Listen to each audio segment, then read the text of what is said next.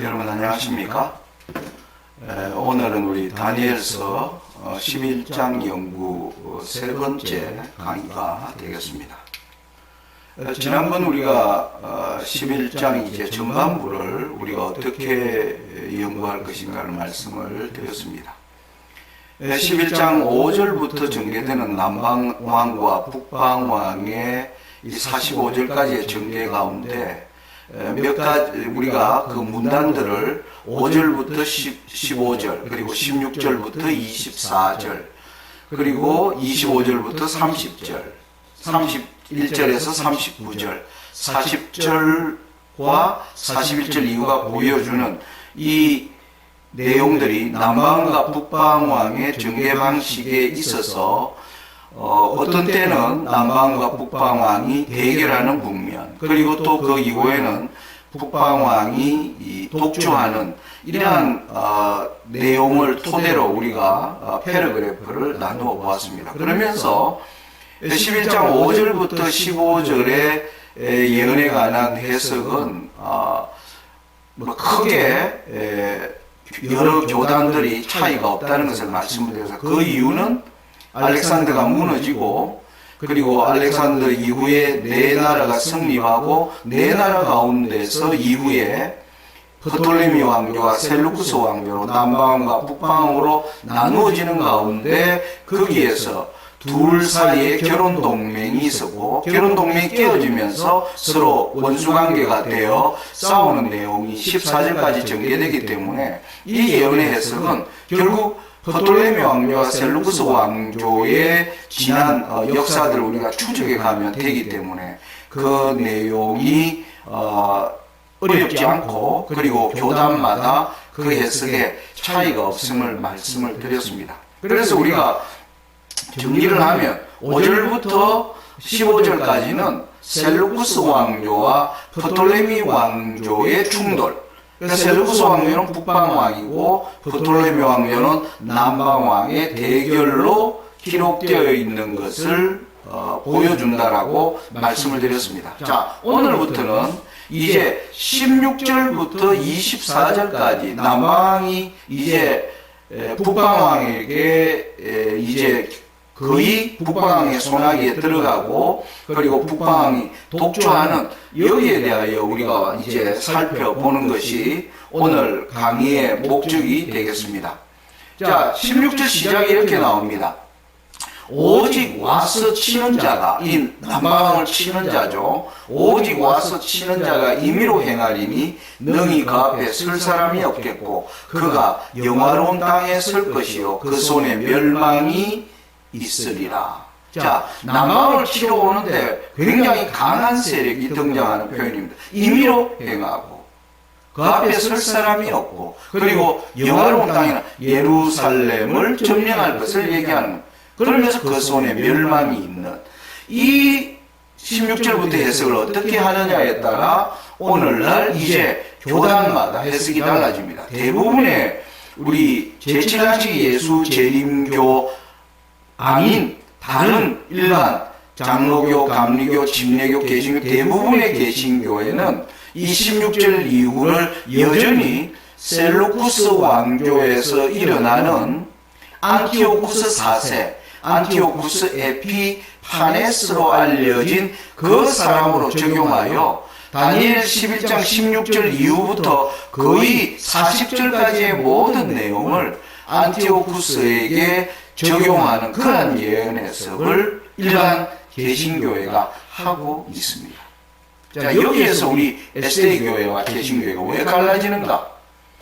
저는 우리가 이 11장을 연구하는 데 있어서 하나님께서 다니엘 7장과 8장을 어떻게 전개해 나가셨는가를 우리가 이해하면서 11장을 연구하는 것이 옳겠다. 재림교회는 바로 이 시각을 가지고 있는 것입니다. 그 말은 무슨 말이냐면 자주 강조드리지만 다니엘 7장에는 로마와 교환권, 열불 가진 로마가 일어나고 그 이후에 작은 불이 일어나는 순차적인 것을 보여준 하나님께서 8장에서는 로마와 교황권을 한 왕으로 보여주는, 그래서 그것을 전체를 다 작은 왕, 작은 뿔로 설명하는, 그래서 이 8장의 순서 방식을 따라 11장이 전개되고 있는 것을 보았고,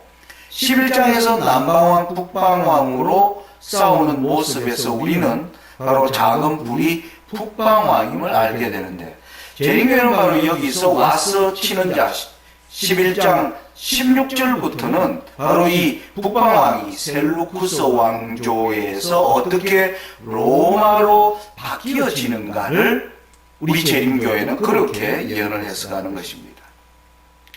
연구를 통해서 알겠지만 이 예언 해석이 아주 가장 합리적이고 모든 그 이후에 등장하는 모든 성경절들을 충족할 수 있는 해석임을 이후에 분명히 알게 될 것입니다. 그런데 개신교회는 이러한 7장, 8장, 11장의 전개 방식에 대하여 뭐하지 않는 겁니까? 거기에 대하여 주목하고 있지 않기 때문에 그들은 여전히 셀루쿠스 왕조에서 예루살렘 11장 16절에 보니까 와서 치는 자가 영화로운 땅에 섰다. 셀루쿠스 왕조에서 보면 안티오쿠스 에피파네스가 예루살렘에 와서 폐악질을 한 역사가 나오기 때문에 거기에 계속 적용해 나가는 것입니다. 자, 그러면 이 안티오쿠스 에피파네스도 셀루쿠스 왕조의 8번째 왕인 이 왕도 영화로운 땅에 섰는데, 그러면 이게 정말 로마를 설명하려고 하는 건지 안티오쿠스 에피파네스를 설명하려고 하는 것인지 그 이후에 성경절들 우리가 좀 살펴보는 것이 중요하겠습니다. 자, 그러면서 제가 이 역사를 알려면 우리가 지중해 지도를 좀 살펴보는 것이 필요하겠다라고 말씀을 드렸습니다. 여러분, 바로 여기 사각으로 해놓은 것이 지중해 동편, 바로 여기에서 셀루쿠스 왕조와 프톨레미 왕조 간에 지중해 동편의 패권을 둘러싼 두 왕이 존재할 수 없다. 한 왕이 누가 패권을 잡을 것인가 싸우고 있을 때, 여러분, 지중해 서편에는 바로 로마와 위에 빨간색으로 되어 있는 나라는 로마고 밑에 이 파란색으로 되어 있는 해양 세력은 유명한 카르타고입니다. 이 로마와 카르타고 사이에 일어난 전쟁이 제가 밑에 써놓은 것처럼 호에니 전쟁, BC 264년부터 140, 약 120년간에 걸친 이 호에니 전쟁에 등장하는 유명한 왕들, 로마에는 스키피오, 그 다음에 카르타고에는 한니발이라고 하는 이 호에니 전쟁의 결과에서 로마가 이기면서 나중에 이제 지중해 북쪽을 둘러싼 이제 패권을 다투는 싸움이 일어나는 것입니다. 그때 여러분, 우리가 이제 여전히 셀루쿠스 왕조와 프톨레미 왕조에 둘러싸여 있는 예루살렘의 운명을 제가 여기서 여러분들이 우리가 좀 잘 이해하는 것이 중요하겠다. 자, 여러분, BC 301년부터 198년까지 예루살렘은 프톨레미 왕조의 통치를 받고 있었습니다. 여러분, 프톨레미 왕조나 셀루쿠스 왕조나 다 헬라 사람입니다. 그죠? 그걸 우리가 기억해야겠습니다. 그래서 프톨레미 왕조의 예루살렘은 이때 전쟁이 있지 않았고, 프톨레미 왕조의 보호를 받는 가운데 예루살렘은 평화로운 가운데 그들의 신앙을 자유롭게 행사할 수 있는 기간이었습니다. 그런데 이제 남방왕, 북방왕이 이제는 원수관계가 되면서 싸움이 시작되면서, 여러분, BC 198년에는 셀루쿠스 왕조의 예루살렘 통치가 시작됩니다. 안티오쿠스 에피파네스는 이 셀루쿠스 왕조의 안티오쿠스 4세인데 그 안티오쿠스 4세의 아버지 안티오쿠스 3세 때 이제 셀루쿠스 왕조가 예루살렘을 이제 프톨레미 왕조로부터 빼앗으면서 셀루쿠스 왕조의 팔레스타인 지역이 바로 안티오쿠스의 세력의 지배하에 들어가게 됩니다. 그래서 오늘 개신교인들이 주장하는 안티오쿠스 에피파네스는 바로 이 기간에 예루살렘에 들어와서 예루살렘에서 하나님께 드리는 신성한 예배나 이 모든 것을 모독하는 아주 굉장한 폐악질을 한 역사를 개신교회는 이 이후에 다니엘 11장 16절부터 나오는 세력들을 안티오쿠스 에피파네스라고 해석하는 것입니다. 자, 그런데 이 안티오쿠스 에피파네스가 이렇게 폐악질을 하기 때문에 일어난 이후의 혁명이 뭐냐면 BC 160년에 마카비 혁명이 일어납니다. 여러분, 우리가 성경이 66권으로 되어 있는데 사실은 오늘날 가톨릭에는 외경이 있는 걸 여러분 알고 계시죠? 외경은 바로 신약과 구약의 중간사를 다루고 있는, 거기에 보면 여러분 마카비스라고 나와요. 이 마카비스를 나오는 자가 바로 셀루쿠스 왕조가 하나님의 성전을 모독함으로 말미암아 유대 민족이 그들의 성전을 회복하기 위한 거대한 회복하기 위한 전쟁이 시작된 것이 바로 마카비 혁명. 여기에서 안티오쿠스 세력이 쫓겨나고요. 그 이후에 유대 나라의 왕들을 하스몬 왕조라고 그럽니다. 그래서 이 BC 160년부터 이 기간 동안 유대를 다시 그들만의 세력으로 유대는 굉장한 어려움과 혼란의 시대를 겪는 것입니다. 자, 이러한 역사 가운데 안티오쿠스 에피파네스가 있는 것이에요.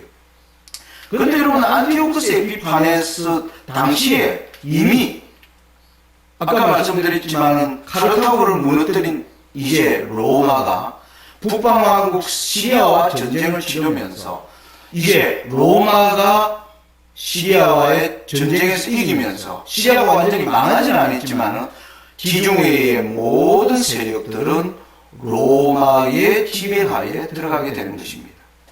여러분, 안티오쿠스 에피파네스는 이 자기 아버지가 로마와의 전쟁에서 짐으로 말미암아서 14년 동안 로마의 볼모로 잡혀있던 자였습니다. 그래서 젊은 시절에 로마의 지배를 계속 받는 그러한 정신을 가지고 그 아버지를 위해서 왕위가 올라왔지만은, 여러분, 왜 안티오쿠스 에피파네스가 예루살렘에서 폐악질을 하느냐 하면 그가 왕위에 올랐을 때 프톨레미 왕조를 무너뜨리기 위한 대진격 작전을 합니다. 그런데 이때 지중해의 가장 큰 세력을 끼치고 있는 로마가 안티오쿠스 에피파네스에게 더 이상 프톨레미 왕조를 침범하지 말라고 제지해버립니다.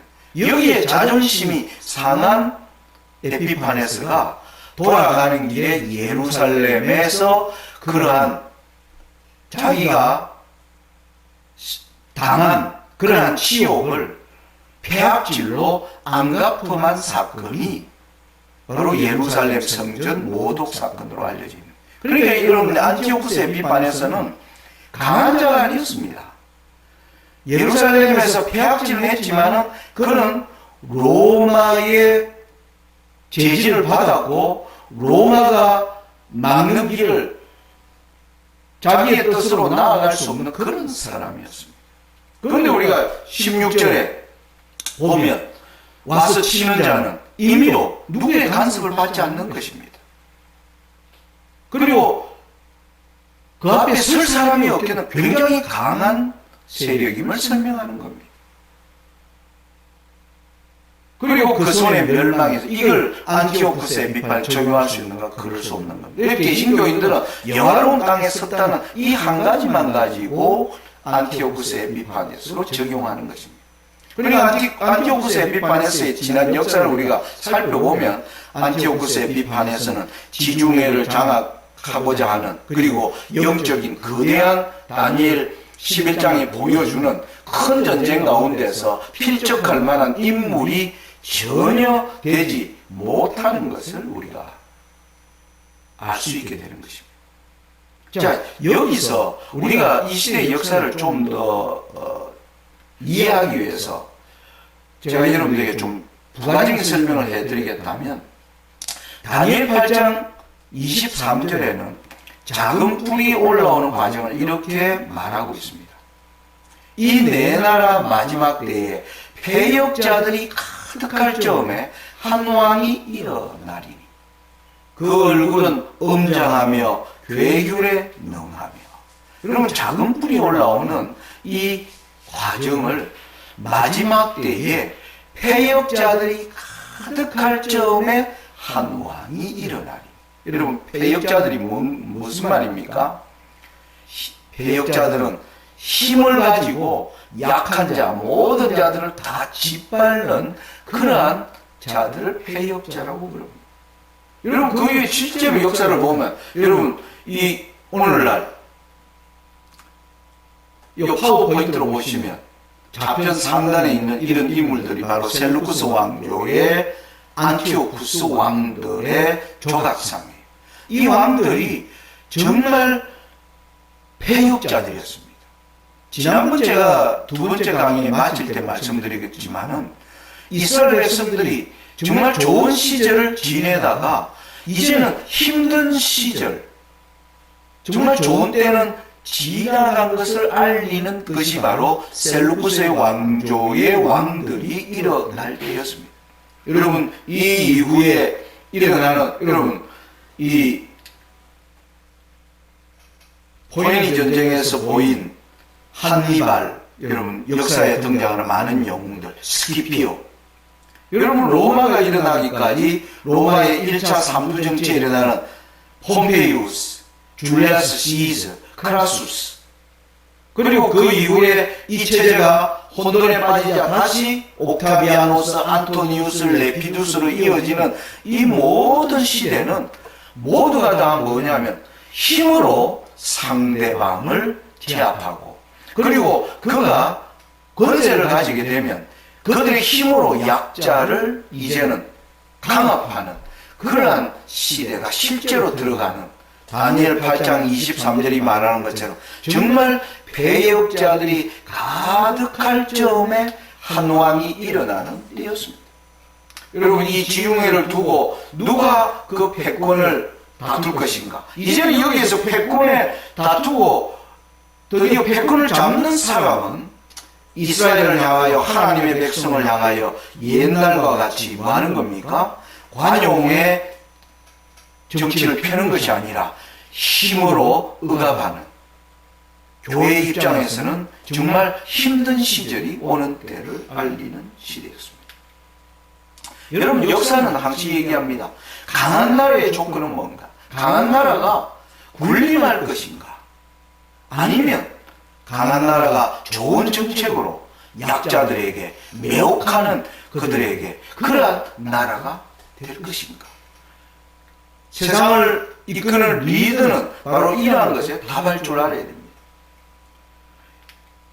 여러분, 역사에서 톨레랑스라는 말이 있습니다. 영어로 톨러런스, 우리말로 하면 관용, 힘 있는 자가 약한 자들을 말 돌보아주는 것, 약자들의 입장을 이해하고 그들의 눈물을 닦아주고 불의가 일어나는 것을 막아주는, 이 강자가 그러한 일을 한다면 바로 그런 사람을 향하여 톨레랑스를 가진 사람. 여러분, 이 역사 속에서 이 톨레랑스를 가장 실현한 사람이 누구일까요? 여러분, 바로 고레스입니다. 여러분, 이 고레스가 등장하기 200년 전에 이사야 44장 28절부터 45장 44절 사이에 하나님께서 고레스의 출현에 대하여 이렇게 말하고 있습니다. 좀 읽어보겠습니다. 고레스에 대하여는 이러기를 그는 나의 목자라, 나의 모든 기쁨을 성취하리라 하며, 나 여호와는 나의 기름받은 고레스의 오른손을 잡고 열국어로 그 앞에 항복하게 하며 열왕의 거리를 풀며 성문을 그 앞에 열어서 닫지 못하게 하리라. 여러분, 이사야서에서 하나님께서 고레스를 여기 보면 너는 나의 목자라, 나의 기름 부음 받은 자라. 여러분, 이방의 왕에게 놀라운 칭호를 주시는 것입니다. 여러분, 우리는 목자하면 나는 선한 목자라. 예수님은 아버지의 기름 부은 바. 예수님께서는 모든 칭호를요, 하나님이 고레스에게 그 칭호를 준 것입니다. 고레스가 온 세상을 다스리도록 하셨다는, 열국을 내가 너 앞에 주었다. 모든 성문을 너 앞에서 내가 빗장을 열어서 너의 시대를 열어주겠다. 여러분, 이사야 45장 이후에 보면 이렇게 나옵니다. 내가 나의 종 야곱, 나의 택한 이스라엘을 위하여 고레스를 불렀다. 너를 지명하여 불렀다니. 너는 나를 알지 못하였을지라도 나는 너에게 칭호를 주었느니라. 여러분, 고레스는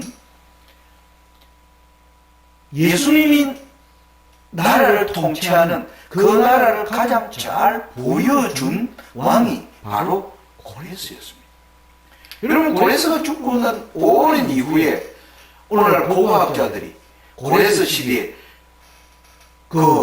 바로 그 당시 상형문자로 기록되어 있는 석상을 발견합니다. 이게 바로 히루스 원통, 히루스라는 고레스입니다. 고레스 원통. 여기에 수많은 페르시아어로 기록되어 있는데 그것을 오늘날 문자학자들이 해독을 해본 겁니다.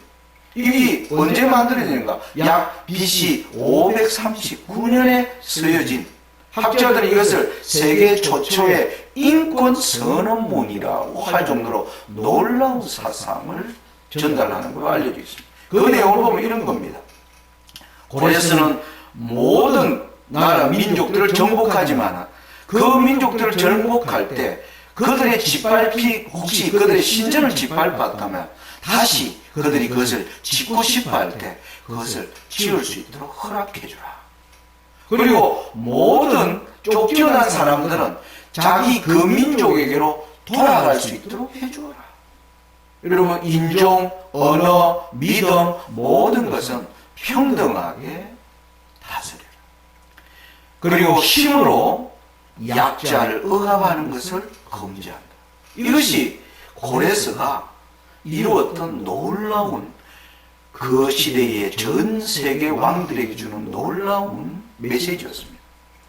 여러분, 역사학자들은 그 이후에 등장하는 알렉산더마저도 페르시아가 다스린 거대한 제국을 만들고 난 후에 고레스의 그 정신을 이어받아서 알렉산더 이후에 네 나라가 갈라졌을 때에도 그 당시까지만 해도 모든 약소 민족들은 그들의 민족의 정통성을, 그리고 그들이 지배당한다 해서 억압받는 그러한 정책을 서지 않았던 것입니다.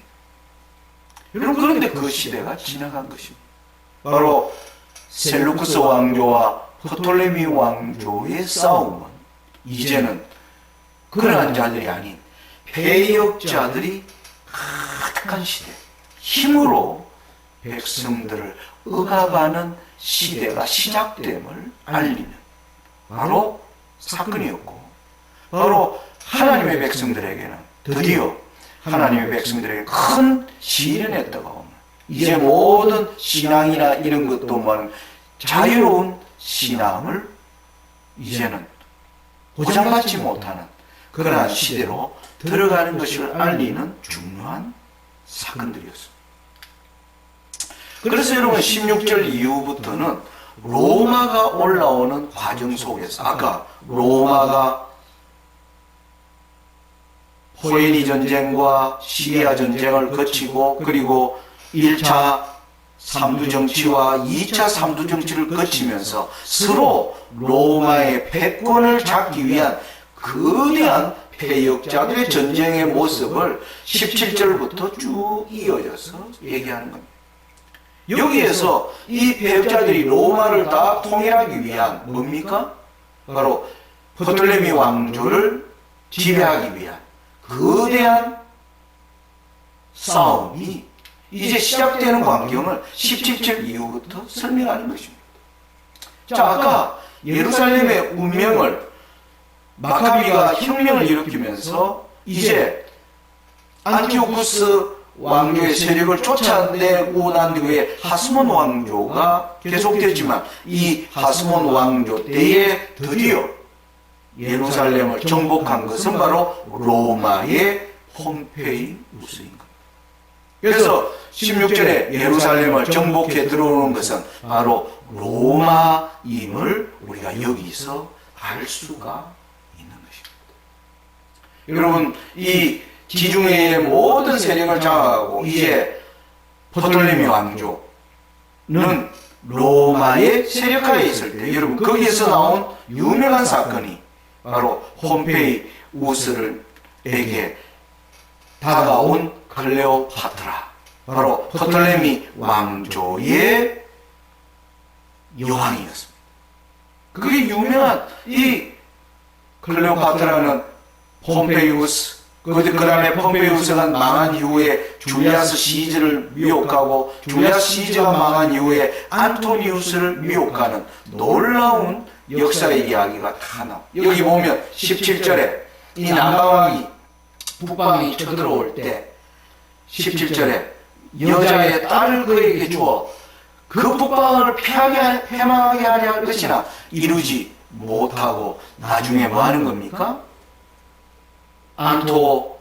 안토니우스와 클레오파트라가 연합하지만은 결국 우리는 옥타비아누스로 알려진 가이사 아구스토에 의하여 로마가 통일된 것입니다. 지중해의 모든 세력은 이제는 드디어 누구에게로요? 가이사 아우구스투스, 케사르 아우구스투스. 누가복음 2장 1절에는 가이사 아구스토의 시대에, 그것을 다니엘 11장 20절에는 그 위를 이을 자가 토색하는 자다, 이렇게 설명하고. 여러분, 토색한다는 말이 무슨 뜻인가 하는 거예요. 토색하는 자는 히브리어로 마비르 노게스라는 뜻인데 문자적으로는 압제하는 자라는 뜻입니다. 여러분, 성경에 토색하는 게 어떤 의미인가 보면 이사야 10장 2절에 이런 말이 나옵니다. 빈핍한 자를 불공평하게 판결하여 내 백성의 가련한 자의 권리를 박탈하며 과부에게 토색하고 고아의 것을 약탈하는 자는 화 있을진저. 여러분, 토색이 여기서 뭡니까? 힘없는 자를 힘으로 하는 겁니다. 밀어붙이는 걸 얘기합니다. 에스겔 45장 9절에 나주 여호와가 말하노라, 이스라엘의 지리자들아, 너희에게 족하니라. 너희는 강포와 급탈을 제하여 버리고 공평과 공의를 행하여 내 백성에게 토색함을 거칠지니라. 토색이 뭐예요? 힘으로 억압하여 강탈해 내는 걸 얘기합니다. 여러분, 신약에 와서 누가복음 19장 8절에는 삭개오가 예수님께 하는 말에 주여 보시옵소서, 내 소유의 절반을 가난한 자들에게 주겠사오며 만일 이것을 토색한 일이 있으면 4배나 갚. 그가 세리장으로 힘으로 어떤 세금을 매겨서 다른 사람을 억압하게 한 일이 있다면 제가 4배나 갚겠나이다. 여러분, 고린도전서 6장 10절에는 도적이나 탐람하는 자나 술 취하는 자나 후욕하는 자나 토색하는 자들은 하나님의 나라를 유업으로 받지 못하리라. 여러분, 이 모든 것을 종합할 때 토색하는 자는 모든 것을 힘의 논리로 약한 자를 억압하고 강탈하는 행위를 설명하는 용어입니다. 여러분, 드디어 로마의 출현은 무엇을 나타내는 것입니까? 힘으로 다스리는 것입니다. 드디어 왜 예루살렘이 로마 때 멸망당하는가? 예수님이 십자가에 죽임을 당하고 그 위에 열두 사도들이 죽임을 당하고 기독교가 200년 동안 핍박을 받는 것은 로마가 어떠한 자라는 겁니까? 토색하는 자라는, 힘으로 모든 논리를 힘으로 해결해요. 여러분, 여기에서 우리가 오늘날 지금 코로나 바이러스가 오면서 이 바이러스 문제로 세계의 두 G2라고 하는 세력들이 힘의 논리로 지금 부딪히는 장면을 보게 됩니다. 전 세계가 지금 코로나 바이러스는 어떤 시대를 이루고 있느냐, 다시 예수님 초림을 앞두고 폐역자들이 가득했던 것처럼 지금 예수님의 재림을 앞두고 전 세계 폐역자들이 가득한 시대를 열어가고 있는 것입니다. 전 세계에 지금 뭐냐면 스트롱맨이 되려고 코로나를 통해서 코로나를 핑계로 백성들을 많은 거면 억압하는 정책을 만드는 거예요. 우리나라는 뭡니까? 교회의 집회를 금지하고 행정명령, 수많은 명령들을 내려서 이제 백성들을 뭐 감시하고 하는 모든 것들을 코로나를 핑계로 모두가 스트롱맨이 백성들을 힘으로 말이죠. 억압하는 시대에 저희들이 지금 들어가고 있는 것입니다. 여러분, 우리가 하나님을 믿는 백성으로서 이제 하나님의 백성들을 싫어하는 하나님의 백성들에게 정말 우리가 좋은 시절은 지나갔고 하나님의 백성들에게는 시련의 때가 시작되는 것을 알리는 것이 바로 것입니다. 여러분, 대한민국은 예외일까요? 아닙니다. 문재인 정부도 지금 우리가 보면 말이면 부동산을 보면 강한 세금으로 지금 힘의 논리로 그들이 국회에서 수많은 의석을 가졌다는 논리로 지금 법을 계속 만들어서 법을 바꾸고 헌법의 정신을 위배한다는 그런 주장이 있음에도 불구하고 밀어붙이는 이 모든 것들은 뭐냐면 그도 스트롱맨이 되고자 하는 지금 우리는 이러한 때에 들어가는 것입니다. 여러분, 우리가 다니엘 11장을 앞으로 계속 연구하면 제가 마지막 때에 보여주는 내비게이션 그 가운데 11장 45절 보면 이 북방왕이 장막궁전을 세우는 얘기가 나옵니다. 바다와 영화롭고 거룩한 산사에 폐역자들이 가득할 즈음에 무슨 왕이든 한 왕이 일어나는 것처럼 우리 시대에도 지금 스트롱맨 곳곳에 폐역자들이 등장하는 이러한 시대에 드디어 뭡니까? 사탄이 세운 그 한 왕이 장막궁전을 세울 때 그의 끝이 이르리니 도와줄 자가 없으리라. 다니엘 11장 예언은 바로 오늘날 우리 시대의 변화와 그것이 어떻게 이루어지는가를 보여주는 중요한 예언인 것입니다. 여러분, 오늘 이 11장 16절부터 20절의 이 모든 내용을 이해하는 데서 꼭 기억해야 할 것, 제가 다니엘 8장 23절에 이 내 나라 마지막 때 폐역자들이 가득할 적 지중해 패권을 놓고 힘의 논리로 모든 백성을 다스리는 자들이 수많이 일어나는 그 가운데 바로 셀루크스 왕조가 북방왕이었고 그 북방왕의 자리를 이제는 로마가 그 자리를 깨어차고 이제는 우리는 그 북방왕의 자리를 교황권이 어떻게 깨어차는지를 우리가 보게 되는 것입니다. 그리고 오늘 이 강의를 이제 줄이면서 저는 레위기 16장에 26장에 여러분 이런 말이 나옵니다. 너희가 내게 청종치 아니하여 이 모든 명령을 준행치 아니하며 나의 규례를 멸시하여 나의 마음에 나의 법도를 싫어하여 나의 모든 계명을 준행치 아니하며 나의 언약을 배반할진대 내가 이같이 너희에게 행하리니 곧 내가 너희에게 놀라운 재앙을 내려 폐병과 열병으로 눈이 어둡고 생명이 쇠약하게 할 것이. 여러분, 세상이 하나님의 법을 떠나고 하나님의 백성을 싫어할 때 오는 재앙이 전염병이에요. 전염. 여러분, 코로나 사태는 바로 이러한 말씀에 입각해서 일어나는 일이라고 저는 분명하게 말씀을 드립니다. 그리고 나서 여러분 17절 생명이 쇠약하여 너희의 파종은 헛되리니 너희의 대적이 그것을 먹을 것입니다. 여러분, 이 이후에 지금 태풍들이 밀려오고 지금 홍수가 나고 이제는 큰 기근들이 너희의 파종이 헛되고 그 다음에 17절 보겠습니다.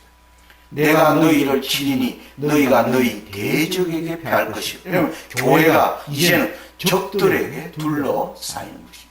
너희를 미워하는 자가 너희를 다스릴 것입니다. 여러분, 이제는 교회를 기독교를 싫어하는 정도가 아니라 기독교를 정오하는 혐오하는 자들이 다스리는 시대를 우리는 지금 들어가고 있는 것입니다. 그때 하나님의 백성의 상태는 너희는 쫓는 자가 없어도 도망하네. 쫓는 자가 없어도 도망한다는 극도의 공포에 빠질 것을 나타내는 우리에게 정말 무서운 시대가 다가오는 것입니다. 여러분, 그러므로 우리가 이때 하나님의 참된 예언을 연구하고 예언이 보여주는 빛을 따라 준비하는 것이 얼마나 지금 귀중한 경험인가 여러분들이 이해하시고 함께 준비하시는 저와 여러분들이 되기를 기도드리면서 오늘 말씀을 마칩니다. 감사합니다.